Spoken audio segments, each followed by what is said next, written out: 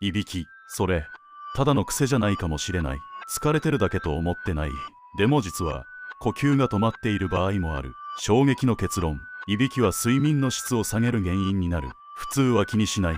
でも体はしっかり休めていない。日中の眠気やだるさにつながることもある。だから横向きで寝る。それだけで軽減する場合もある。よく眠れる人は呼吸を意識している。いびきかいてる？